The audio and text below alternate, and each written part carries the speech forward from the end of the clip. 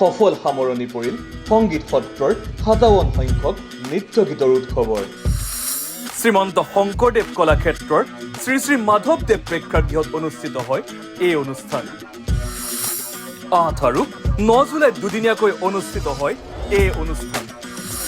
অনুষ্ঠানত উপস্থিত আছিল বহু সংখ্যক গণ্যমান্য ব্যক্তি। উপস্থিত আছিল অসমৰ ৰাজ্যপাল লক্ষ্মণ প্ৰসাদ আচাৰ্য।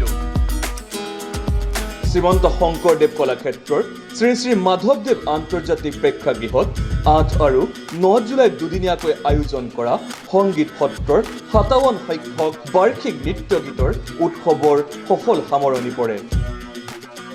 উল্লেখযোগ্য যে অসমৰ ৰাজ্যপাল লক্ষ্মণ প্ৰসাদ আচাৰ্যই 8 জুলাইত সংগীত সত্ৰৰ বাৰ্ষিক বঁটা প্ৰদান আৰু নৃত্য গীতৰ উৎসৱত কথক নৃত্য শিল্পী ৰাজেন্দ্ৰ গংগানী আৰু সংগীতজ্ঞ কৰুণাধৰ শৰ্মাক বিশিষ্ট বাঁহীবাদক পণ্ডিত হৰিপ্ৰসাদ চৌৰাচিয়াৰ সৌজন্যমূলক উপস্থিতিত প্ৰদান কৰিছিল সপ্তদশ ৰখেশ্বৰ শইকীয়া বৰবায়ন সত্ৰীয়া বঁটা 2025।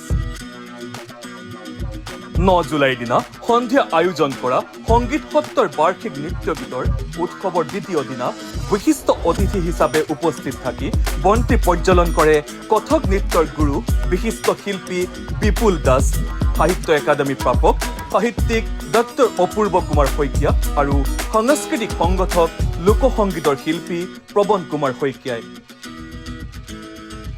সংগীত সত্ৰৰ বাৰ্ষিক নৃত্য গীত বাদ্যৰ উৎসৱৰ দ্বিতীয় দিনা এই বৰ্ষৰ বাবে তন্ময় বৰদলৈ সোঁৱৰণী সংগীত ভাস্বৰ সন্মান সত্ৰীয়া আৰু ওডিচী নৃত্যৰ শিল্পী গীতিকা দত্তক প্ৰদান কৰা হয়।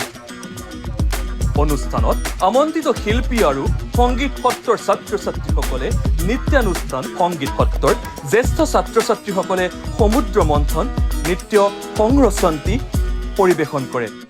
লগতে সংগীত সত্ৰৰ ছাত্ৰ ছাত্ৰীসকলে পৰিৱেশন কৰে কৃষ্ণ নাচ, গোসাই নাচ, সীতা স্বয়ম্বৰ আদি অনুষ্ঠান।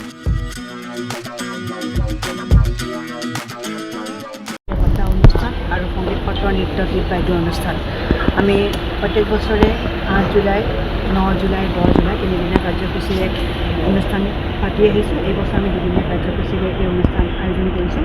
আৰু এই বছৰ আমি যিহেতু ৰখেশ্বৰ শইকীয়া বৰবায়নদেৱৰ 8 জুলাইত জন্মদিন, আৰু সেই জন্মদিনৰ লগত সংগতি ৰাখি তেখেতৰ নামত এটা বঁটা প্ৰদান 2009 চনৰ পৰা কৰি অহা হৈছে।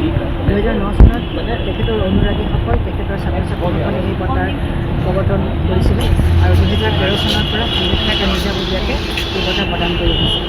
আৰু এইবছৰ আমি বিশিষ্ট কথক নৃত্য শিল্পী ৰাজেন্দ্ৰ গংগানী তেখেতলৈ এই বঁটা প্ৰদান কৰা হৈছে আৰু গুৱাহাটীৰ কৰুণাধৰ শৰ্মাক তেখেতলৈ এই বঁটা প্ৰদান কৰা হৈছে। নিউজ ডেস্ক ৰিপৰ্ট, অসম স্পন্দন।